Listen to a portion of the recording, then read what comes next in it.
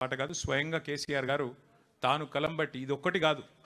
కేసీఆర్ గారు ఇందాక దేశపతి గారు చెప్పినట్టు ఎన్నో వందల సందర్భాల్లో కవులతో కళాకారులతో వందల గంటలు గడిపి వారితో, ఎందుకంటే ఒక పాట 1000 మాటలతో సమానం కాబట్టి వారి నుండి ప్రేరణ పొంది ప్రజల్లో ఉత్సాహాన్ని నింపడానికి తాను చేసిన ఎన్నో పాత్రల్లో అదొక పాత్ర.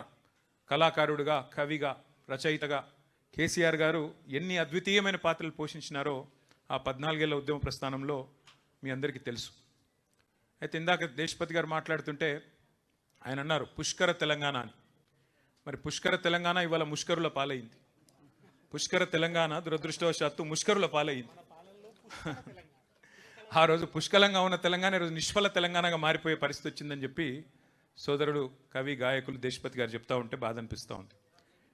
సరే, ఏదేమైనప్పటికీ ఒకటి వాస్తవం, నాకు ఈ సందర్భంగా ఒక చిన్న ఉదంతం గుర్తొస్తున్నది. ఒకనాడు మనం ఇంకా అధికారంలో ఉన్నాం, 2018 ఆ ప్రాంతంలో. ఆ రోజుల్లో నాకు ఒక ప్రముఖ సినిమా డైరెక్టర్ ఫోన్ చేసినాడు. ఫోన్ చేసి, నేను కేసీఆర్ గారి మీద ఒక సినిమా తీయాలనుకుంటున్నానండి, కేసీఆర్ గారి పోరాటము, కేసీఆర్ గారి జీవితము, ఆయన మీద ఒక సినిమా తీయాలనుకుంటున్నాను నన్ను అడిగిండు. అడిగితే నేను అన్నాను, అది నేను సమాధానం చెప్పలేని ప్రశ్న సార్, నేను సార్ని అడుగుతాను, అడిగి వారి సమాధానం మీకు చెప్తా అని చెప్పిన. సో నేను సార్ దగ్గర పోయి సార్ ఇట్లా ప్రముఖ దర్శకుడు, ఆయన తీస్తా అంటున్నాడు, సినిమా తీస్తా అంటున్నాడు, మరి మీ సమ్మతి కోసం, మీ అనుమతి కోసం అడుగుతున్నాడు అన్న.